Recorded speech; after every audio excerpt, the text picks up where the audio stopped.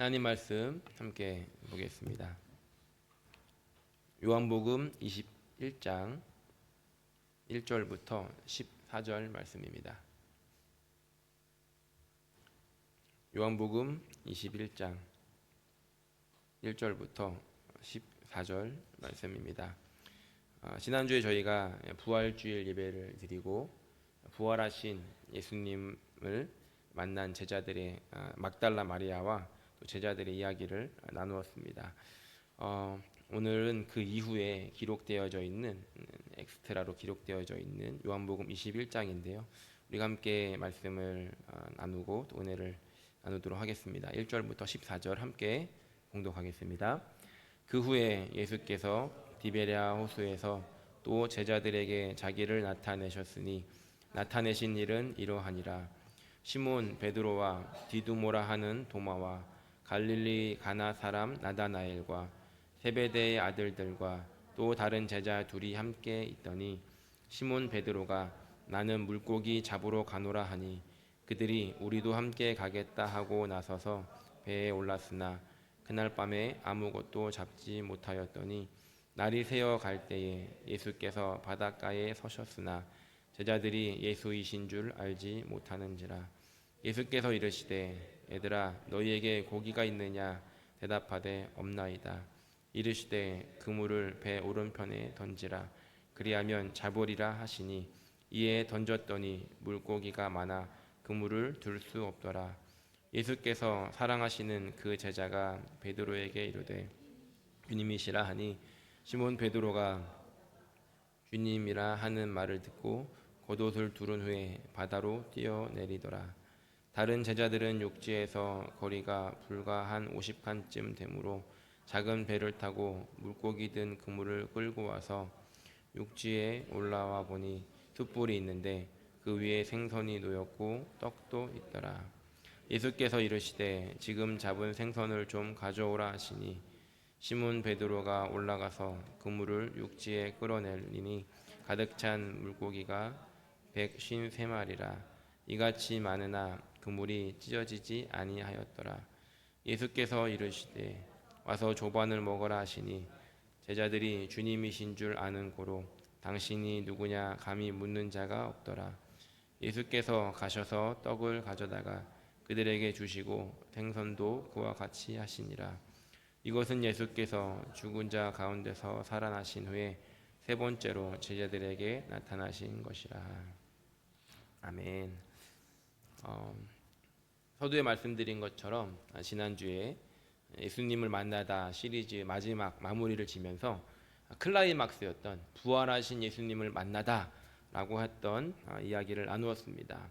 그런데 요한복음서는 다른 복음서와 다르게 다른 복음서는 예수님의 부활을 마지막 장으로 다루고 있는데 이 요한복음서는 한 장을 더 할애해서 예수님의 부활 이후의 이야기를 다루고 있습니다. 그래서 어떤 사람들은 원래 요한복음이 20장에서 끝났는데 나중에 한 장 더 추가된 것이 아니냐라고 이야기를 하기도 합니다.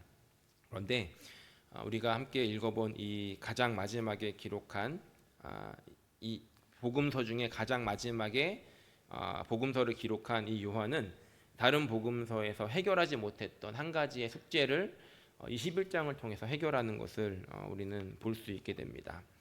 마태복음 26장 32절과 마가복음 14장 28절을 보면 예수님께서 이제 십자가에 죽으실 것을 제자들에게 말씀을 하시면서 이런 말씀을 하십니다. 그러나 내가 살아난 후에 부활한 후에 너희보다 먼저 갈릴리로 갈 것이다 라고 예수님께서는 제자들에게 말씀하십니다. 그리고 부활하신 예수님께서도 막달라 마리아에게 제자들에게 갈릴리에서 보리라고 전하라 라고 말씀을 하셨습니다. 그래서 예수님께서는 분명히 갈릴리에서 무엇인가를 하실 계획을 가지고 계셨던 것인데 이 다른 복음서에서 왜 갈릴리에서 예수님이 보자고 하셨는지 만나서 뭘 하셨는지를 해결하고 복음서를 마무리를 지어야 되는데 그런 언급이 없다는 겁니다. 마가복음은 부활 후에 예수님의 이 갈릴리에 대한 이야기가 아예 없습니다. 그러니까 지금 부활하면 갈릴리에서 보자 했는데 마가복음은 갈릴리에 대한 이야기가 나오지 않고요. 마태복음은 갈릴리에 있는 어떤 산에서 예수님을 만났다고만 하고 다른 내용이 없습니다. 누가복음은 갈릴리에 대한 언급이 아예 없습니다. 그래서 마치 누가복음만 읽으면 제자들이 예루살렘에만 있었던 것처럼 보이기도 합니다. 그래서 예수님께서 굳이 제자들에게 갈릴리에서 만나자, 그리고 볼 것이다라고 말씀하셨던, 그러나 다른 복음서에서는 해결해 주지 않았던 이 숙제를 이 요한이 지금 21장을 통해서 해결해 주고 있다는 것이죠. 어떤 일이 있었는지 우리 본문을 함께 보면서 생각해 보고 또 은혜를 나누려고 합니다. 먼저 1절을 보면 이렇게 시작합니다. 구에 예수께서 디베랴 호수에서 제자들에게 나타나셨다라고 기록합니다. 저 디베랴 호수는 우리가 잘 알고 있는 갈릴리 호수와 같은 이름입니다. 왜 디베랴 호수라고 이름이 붙여졌냐면 저 갈릴리 호수 주변에 로마 황제 이 티베리우스의 이름을 딴 이 마을이 만들어져서 그 호수를 디베랴 호수라고 불렀습니다. 그래서 이것은 로마 시대의 후기였기 때문에 요한이 요한복음을 기록했던 그 시기에는 아마 많은 사람들이 디베랴 호수라고 더 많이 불렀던 것 같습니다. 그래서 그렇게 이제 불렀던 것이고, 우리가 잘 알고 있는 갈릴리 호수와 같은 곳입니다. 그곳에서 있었던 이야기를 지금 요한이 들려주려고 하는 것이죠. 저는 이것을 이렇게 읽었습니다. 자, 갈릴리에서 있었던 그 사건, 그것을 내가 지금 이야기를 해드리겠습니다 라고 하며 21장을 열고 있는 것이죠. 그리고 2절에는 이렇게 기록합니다. 시몬 베드로와 디도모라는 도마, 갈릴리 사람 나다나엘, 세베대의 아들들. 이 세베대의 아들들은 요한과 야고보를 말합니다. 그리고 또 다른 제자 둘이 함께 있었다라고 기록합니다. 이들은 예루살렘에서 이미 부활하신 예수님을 2번 만났던 사람들이었습니다. 물론 도마는 첫 번째 예수님을 만났던 그 타이밍에 없었기 때문에 예수님을 의심하는 그런 일이 발생하기도 하죠. 그러나 두 번째 나타나셨을 때 도마도 그 자리에 있었고, 도마는 예수님을 의심했기 때문에 예수님께서 오셔서 이 옷을 걷어서 식스팩 옆에 있는 옆구리에 난 창자국을 직접 보여주시며 도마에게 믿음 없는 자가 되지 말라고 말씀도 하십니다. 어쨌든 이렇게 제자들은 예수님을 이미 만났고, 그때 도마는 그 복음서에 나오는 최고의 고백을 하게 되는데, 한번 같이 읽어보겠습니다. 도마가 대답하여 이르되 나의 주님이시요 나의 하나님이시이다. 사실 복음서에서 예수님을 고백하는 고백 중에 가장 최고의 고백입니다. 나의 주님이시고 나의 하나님입니다라고 하는 고백을 도마가 했다는 것이죠.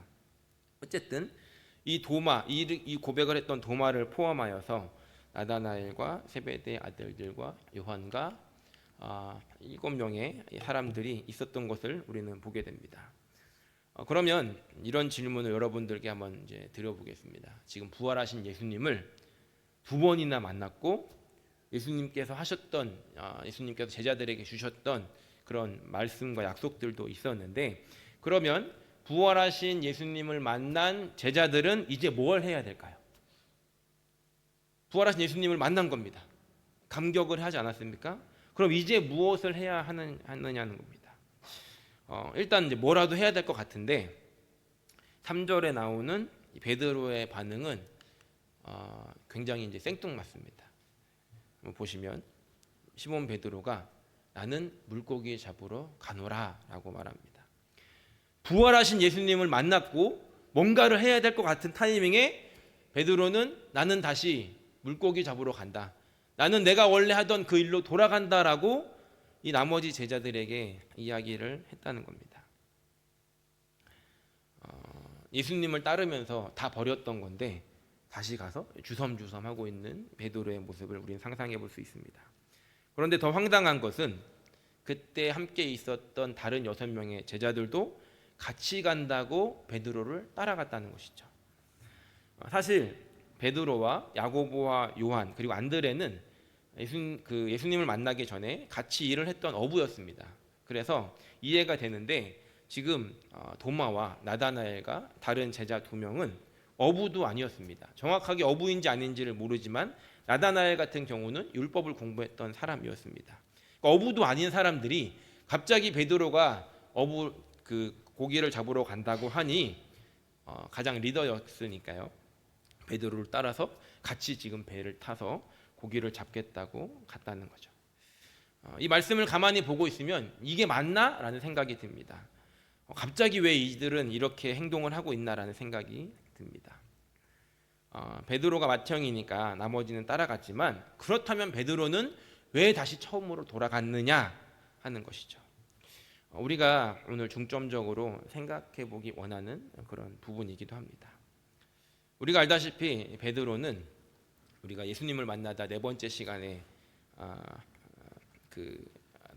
세 번째 시간에 다루었었는데 그리고 나중에도 이제 함께 나누었던 이야기였는데 예수님이 재판을 받을 때 베드로에게 너는 나를 3번 부인할 것이다라고 말씀을 하십니다.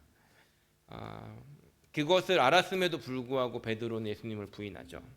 누가복음에서는 이 장면을 조금 더 이제 극적으로 표현을 하고 있는데 베드로가 예수님을 3번 부인했을 때 예수님께서 이렇게 뒤를 돌아보시는 장면이 기록이 되어 있습니다.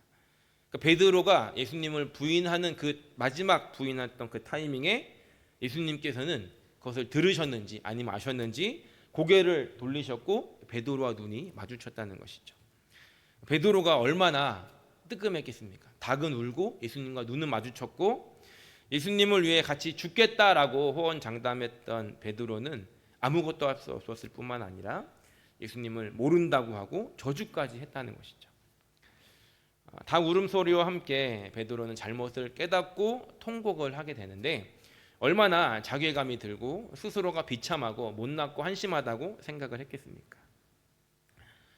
그런 자괴감 속에서 빠져있던 중에 우리가 알고 있는 이 부활의 아침에 막달라 마리아를 통해서 예수님의 무덤이 비었다라고 하는 소식을 듣게 됩니다. 가장 먼저 달려갔던 사람이 베드로였습니다. 가장 마음 가운데 그 예수님에 대한 미안한 마음도 있었고 자괴감도 있었지만 여전히 예수님을 사랑했던 그 당시에 그 상황이 자기를 몰아갔기 때문에 여전히 예수님을 사랑했지만 예수님을 부인할 수밖에 없었던 그 비참함 가운데 예수님에게 미안한 마음을 가지고 있었던 가운데 그 무덤이 비었다는 이야기를 듣자 가장 먼저 베드로는 달려갑니다. 그리고 얼마 지나지 않아서 부활하신 예수님을 만났습니다. 그러면 베드로는 어떤 마음이었겠습니까? 너무 기쁜데 부활하신 예수님을 만나서 너무 기쁜데 예수님과 마지막에 눈을 마주쳤던 그 눈빛이 떠오르면서 얼마나 죄송한 마음이 들었겠습니까? 여전히 예수님을 사랑했지만 연약한 인간에 불과한 이 실패한 자기 자신을 발견하고 아마 베드로는 이런 생각을 했을 것 같습니다. 내가 무슨 제자야? 내가 무슨 예수님을 따르는 사람이야? 송충이는 솔잎을 먹고 살아야지. 가서 그냥 하던 일이나 하자. 예수님을 사랑하는 마음은 여전히 있지만 자신의 부족함을 발견한 베드로는 제자가 될 것을 포기하고 자기는 제자가 될 만한 존재가 아니라는 것을 인식하고 원래 자리로 돌아갔던 것이죠. 다른 제자들도 마찬가지이지 않았을까 생각합니다. 예수님을 따라다니면서 기술을 배운 것도 아니었고 부활하신 예수님을 만났지만 정작 그들은 무엇을 해야 될지를 몰랐기 때문에 가장 형님이었던 베드로를 따라갔던 것이죠. 성경은 그날 밤 이들이 배에 올랐으나 아무것도 잡지 못했다라고 기록합니다. 한번 생각을 해보십시오.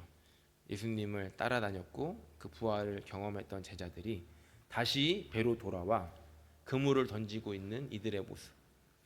이들은 그물을 던지면서도 이게 맞나라는 생각을 했을 겁니다. 그물을 던지고는 있지만 머릿속에서는 예수님과 함께 했던 추억, 십자가 달려주셨던 그 예수님, 그리고 부활하셨던 그 예수님, 온통 복잡한 상황 속에서 누구 하나 뭘 해야 될지 모르는 채 그저 그물을 던지고 거두고 하는 헛수고를 하고 있었던 것이죠. 물고기를 잡는 것에는 관심이 없었을 수도 있었던 것 같습니다. 그리고 그 다음 장면에서는 예수님이 등장합니다. 날이 새어갈 새 예수께서 바닷가에 서셨으나 제자들이 예수이신 줄을 알지 못하는지라. 예수님은 갈릴리에 이미 와 계셨고 제자들의 그 모습들을 다 보고 계셨습니다. 그러나 제자들은 예수님이 거기에 와 계셨다는 것을 전혀 생각하지 못하고 있었죠.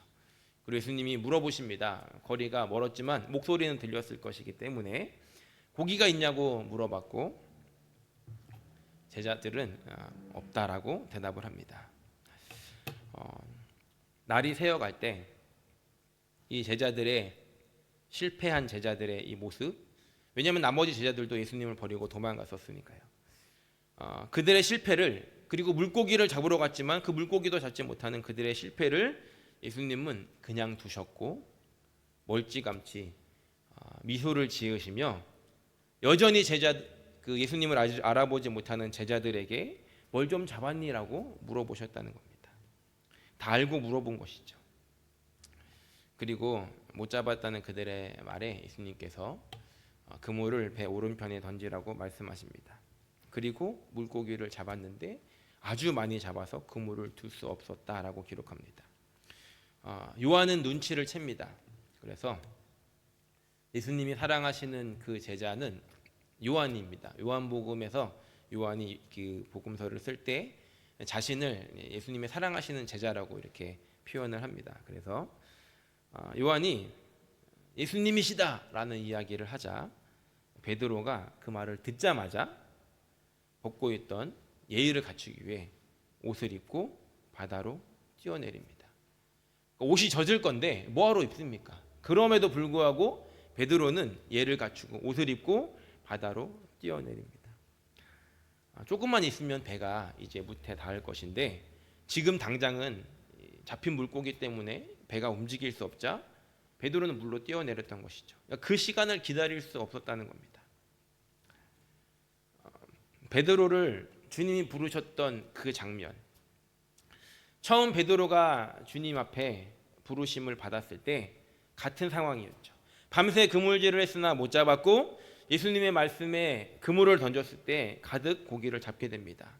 그때 베드로가 했던 고백은 무엇이었냐면 주여 나를 떠나소서 나는 죄인이로소이다 라고 하며 예수님을 이렇게 밀어냈습니다. 그러나 이제 예수님을 만나서 예수님과 함께했던 이 베드로는 어떻게 보면 여전히 자기의 자리로 돌아간 것처럼 원점으로 돌아간 것처럼 보였지만 예수님이시다라고 하는 그 한마디 말에 베드로는 기다리지 못하고 바다로 뛰어들어서 예수님께 달려갔다는 것이죠. 베드로의 인생에 예수님은 없어서는 안 된 존재로 각인되어 계셨다는 겁니다. 베드로는 실패했고 죄책감으로 인해서 그리고 무엇을 해야 될지 몰라서 다시 배에 올랐지만 그의 마음속에는 여전히 예수님 생각뿐이었다는 것입니다. 하지만 감히 예수님처럼 살 수 없는, 예수님을 따라갈 수 없는 그 비참함 속에서 예수님이 찾아오셨다는 것이죠. 예수님과의 관계는 이제 끝났다라고 생각했던 그 상황에 예수님을 따르는 것에 완전히 실패했다라고 생각했던 그 자리에 예수님께서 먼저 찾아오셨다는 겁니다. 재밌는 것은 실패한 제자들이 예수님을 찾아간 것이 아니라 그 실패한 제자들을 버리지 않고 예수님께서 직접 찾아오셨다는 겁니다.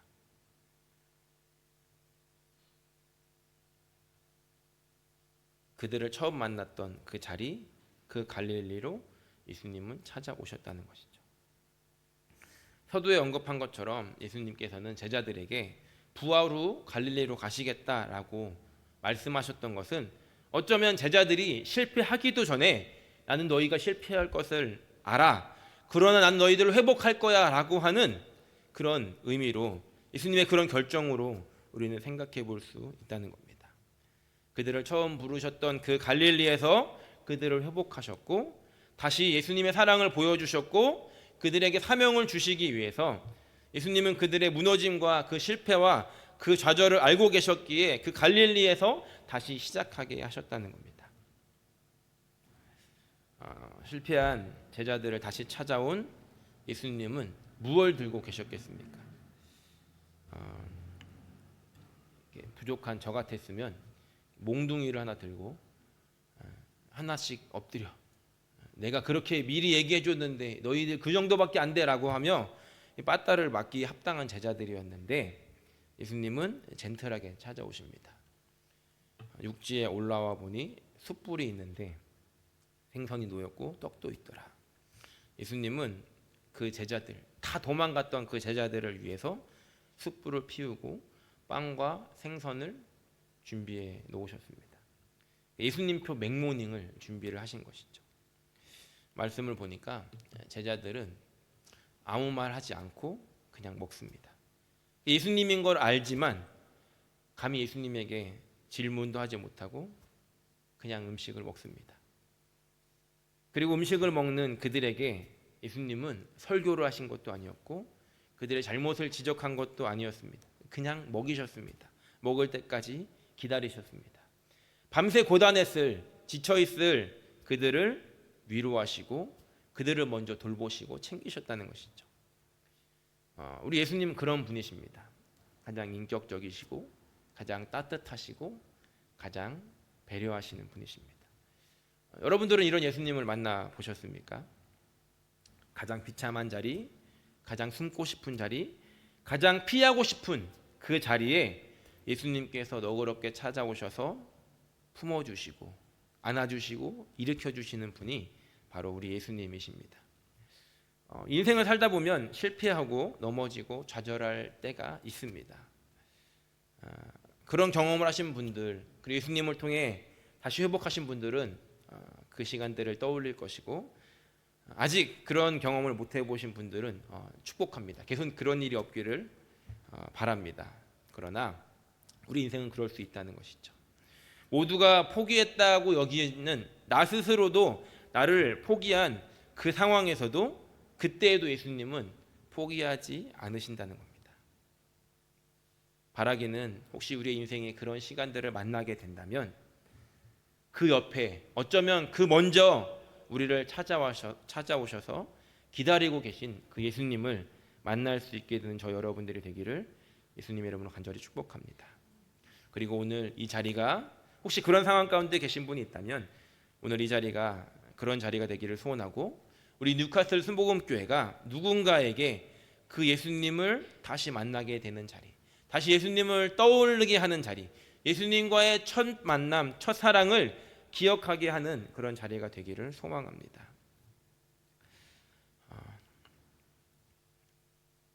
말씀의 내용이 길어서 읽진 않았지만 이제 이후에 15절, 우리가 14절까지 읽었는데요. 15절부터는 또 중요한 장면이 기록되어 있습니다. 예수님은 음식을 먹이시기만 하고 끝낸 것이 아니라 제자들에게 그리고 특별히 베드로에게 이런 질문을 하시고 또 사명을 주십니다. 15절 한번 같이 읽어보겠습니다. 그들이 조반 먹은 후에 예수께서 시몬 베드로에게 이르시되 요한의 아들 시몬아 내가 이 사람들보다 나를 더 사랑하느냐 하시니 이르되 주님 그러하나이다. 내가 주님을 사랑하는 줄을 주님께서 아시나이다. 이르시되 내 어린 양을 먹이라 하시고 일단 이 상황을 먼저 좀 정리할 필요가 있습니다. 아까 예수님의 제자들이 7명이 있었죠. 마치 이 상황을 보면 7명이 다 같이 앉아 있는데 식사를 하신 후에 7명이 다 있는 상태에서 베드로에게 베드로야 너가 저 6명보다 나를 더 사랑하느냐라고 물으신 것처럼 보이지만 사실 그렇지 않습니다. 아마 이렇게 하신 것 같아요. 예수님께서 식사를 다 마친 후에 베드로에게 잠깐 걸을까라고 하며 베드로만 따로 데려다가 걷는 모습으로 이해를 해야 되는 겁니다. 왜냐하면 20절에 보면 이렇게 이제 기록을 하고 있는데 베드로가 돌이켜 예수께서 사랑하시는 그자 요한이라고 그랬죠. 요한이 따르는 것을 보니라고 기록합니다. 지금 이 앞의 상황을 우리가 그려볼 수 있는 건 베드로와 예수님이 분명히 어디를 가고 있고 뒤에 요한이 따라오는 것을 이렇게 돌아서 봤다는 것입니다. 그리고서 이제 베드로는 요한에 대한 이야기를 하게 되는데 어쨌든 저 장면을 연결하려면 지금 다 모인 자리에서 말씀하시는 것이 아니라 베드로만 따로 부르셨다는 것을 알 수 있습니다.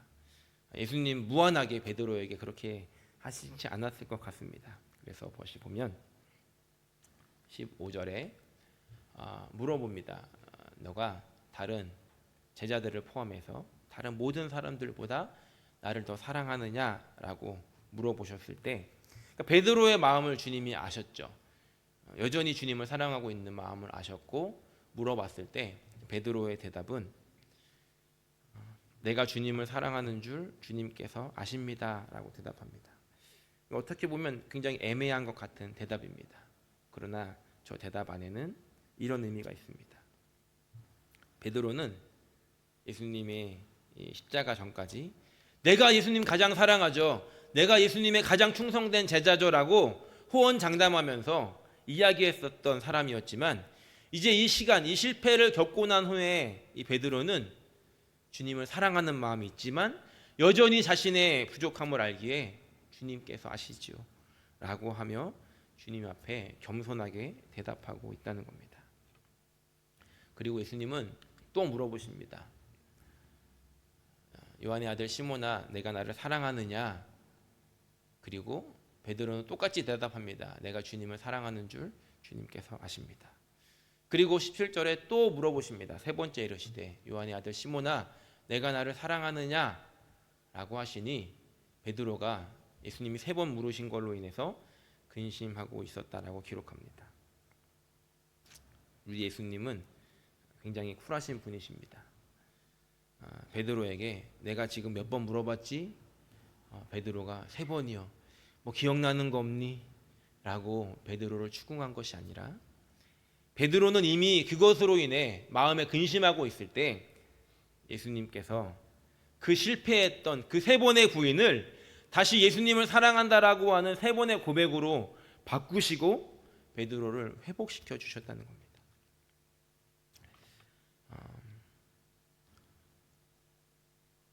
사실 이 세 구절 15절, 16절, 17절에서 물론 설교를 좀 들어보신 분들은 들어보셨을 것 같습니다. 예수님이 베드로에게 물어본 헬라어와 베드로가 예수님에게 대답한 헬라어가 다릅니다. 보시면 이렇게 꼬부랑게 써 있는 글자가 영어로 이렇게 아래로 읽으시면 됩니다. 15절과 16절에 예수님께서 베드로에게 나를 사랑하느냐라고 물으실 때 아가파스메라고 물어봅니다. 나를 사랑하니라고 물어보셨고, 베드로가 내가 주님을 사랑하는 줄 주님이 아십니다라고 할 때 베드로의 대답은 필레오세였습니다. 지금 예수님이 물어본 사랑, 우리가 많이 들어봤던 아가페 사랑과 베드로가 대답했던 이 필레오의 사랑이 글자가 다르다는 것입니다. 그런데 마지막 17절에서는 예수님께서 베드로에게 이제 필레시스메라고 물어보십니다. 베드로는 똑같이 필레오세라고 대답합니다. 물론 이것을 통해서 그러니까 은혜를 막 주기 위해서 이렇게 설교를 하시기도 합니다. 뭐냐면 아가페 사랑은 엄청 큰 신적인 사랑이고 이 베드로의 사랑은 그것보다 조금 못한 사랑이라서 예수님이 이렇게 물어보셨을 때 베드로의 레벨에서 주님 저는 이만큼이요 라고 대답을 하자 예수님이 수준을 낮추셔서 이만큼, 그러자 베드로가 네 이만큼 이렇게 대답한 것으로 해석을 하는 그런 모습들도 있습니다. 물론 이것은 이제 은혜를 극대화시키는 장점은 있지만 밥만 먹고 성경만 연구하시는 학자분들께서 그렇게 해석을 하면 은혜롭지만 맞다고 하기는 좀 어렵다라고 결론을 내렸습니다. 그러니까 아가페 사랑이 절대적이고 긍정적인 그런 사랑인 것은 맞지만 거기에만 사용된 것이 아니라 부정적인 부분에도 그리고 인간적인 관계에도 사용됐다는 것이죠. 그래서 다윗의 아들이었던 이 암놈이 이복 누이였던 다말을 사랑했다라고 할 때도 아가페라고 하는 단어를 쓰고, 디모데후서에 보면 바울의 제자였던 데마가 세상을 사랑해서 나를 떠났다라고 할 때 데마가 세상을 사랑했다라고 할 때도 아가페라는 단어를 씁니다. 그렇다는 것은 저 사랑이 신적인 사랑에만 쓰는 것이 아니라 범용적으로 사용되어진 사랑이라는 것을 학자들이 이야기를 합니다. 그리고 저 필레오는 그러면 수준이 낮은 사랑이냐, 우정 이런 데만 쓰는 것이냐라고 할 때 또 그렇지 않다라고 이야기합니다. 하나님께서 아들 예수님을 사랑하셨다라고 하는 이 표현에 필레오가 사용되어지기도 했다는 것이죠. 다시 말해서 아가페는 완전하고 헌신적인 사랑의 의미를 가지고 있지만 오히려 사랑하다라고 하는 일반 동사로 포괄적으로 사용된다면 필레오는 어떤 개인적인 관계나 친밀함을 통해서 맺어지는 그 관계 속에서 맺어지는 그 사랑, 그래서 우정이라고 표현되기도 하는 그런 사랑을 이야기한다는 겁니다. 다시 말해서 오늘 말씀에서는 아가페가 크고 필레오가 작아서 그 레벨을 맞추신 것이 아니라 이 요한의 특징은 이 말을 이렇게 교차해서 쓰거든요.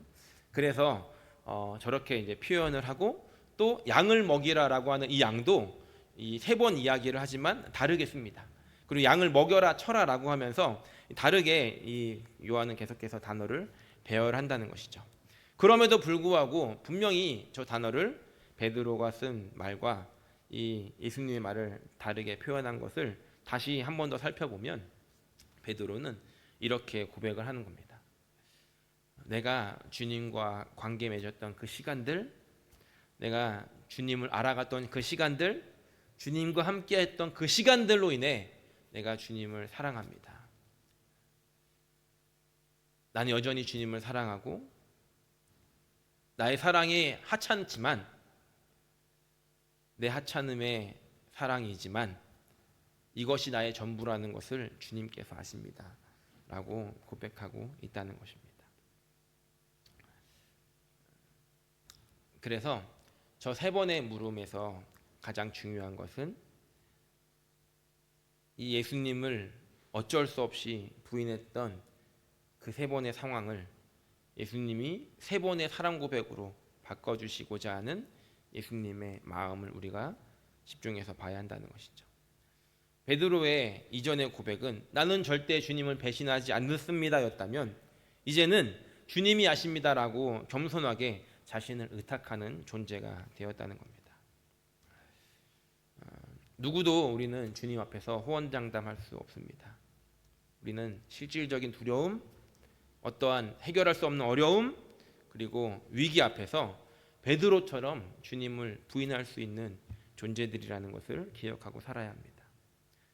저는 주님을 부인하진 않았습니다라고 할 수 있겠지만 이것을 우리가 살고 있는 필드로 가져오자면 눈앞에 보이는 이 순간의 쾌락을 위해서 우리는 주님의 뜻을, 주님이 원하시는 것이 무엇인지를 알고 있음에도 불구하고 그것을 거절할 수 있는 존재들이라는 것이죠. 난 안 그래 라고 하는 순간 사람은 교만해집니다. 만약 우리가 그렇게 지금까지 살지 않았다라고 한다면 그런 상황과 환경을 미리미리 제거해 주신 하나님께 감사해야 하는 것이죠. 저는 아픈 걸 잘 못 참습니다. 와이프가 맨날 엄살쟁이라고 하거든요. 그래서 만약에 제가 독립운동하던 시절에 태어나서 손톱 하나 이렇게 뽑히는 순간 저는 바로 주님을 부인할 수 있는 그런 존재이거든요. 그때 태어나지 않은 게 참 다행인 것이죠. 그런 상황을 주시지 않는 것에 감사할 따름입니다. 하지만 그럼에도 불구하고 저는 저의 이익을 위해서 충분히 주님을 부인할 수 있는 그런 존재라는 것이죠. 그렇기 때문에 우리는 그런 상황에 닥쳤을 때 내가 주님의 뜻을 거절하지 않도록 해달라고, 내가 그 위기의 순간에 당황해서 주님을 모른다라고 하지 않도록 해달라고 늘 긴장하며 기도해야 한다는 겁니다. 베드로는 자신이 할 수 있는 최고의 고백을 했습니다. 더 이상 자만하지 않고 겸손하게 하루하루를 살아갔습니다. 이후 베드로를 위협하는 상황이 있었을까요? 없었을까요? 당연히 있었고 아주 많았습니다.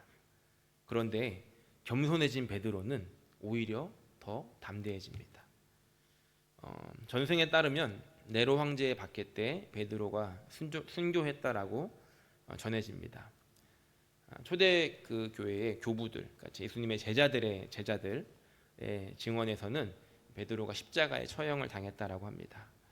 물론 거꾸로 매달려 죽었다라고 하는 전승도 있는데 확정 지을 수는 없지만 어쨌든 이 실패에서 일어난 베드로는 더 이상 주님을 부인하며 도망가지 않았다는 겁니다. 그것이 가능했던 이유는 물론 예수님과의 관계 회복 플러스 성령님의 도우심으로 가능했을 것입니다. 어찌되었든 베드로를 회복시키신 주님은 사명도 함께 주십니다. 바닥에서 건지셨다면, 죽음에서 살리셨다면, 베드로를 회복하셨다면 이유가 있기 때문이었을 겁니다. 마찬가지로 우리를 그렇게 회복시키신다면 이유가 있다는 것이죠. 베드로를 버리지 않고 회복하신 분명한 이유는 그에게 주셨던 그 사명을 다시 되새기게 하기 위해서 그렇게 하셨다는 겁니다. 예수님께서는 베드로에게 내 양을 먹이고 돌보라고 말씀하십니다. 말씀을 정리합니다. 부활하신 예수님을 만나고 오히려 자신의 부족함을 깨달았던 베드로는 자기의 부족함이 너무나 컸기에 다시 예전의 삶으로 돌아갔습니다. 그러나 그 예수님은 그 실패의 자리에 있던 베드로를 먼저 찾아오셔서 회복시켜 주셨습니다.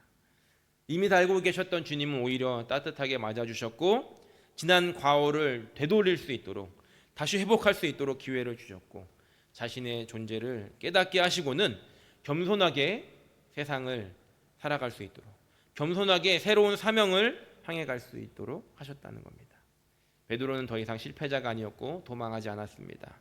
다시 예루살렘으로 돌아와 다른 제자들과 함께 주님의 약속을 기다리며 기도하던 중에 성령의 오심을 맞이하게 됩니다. 주님 앞에 우리도 이런 은혜 입기를 소망합니다.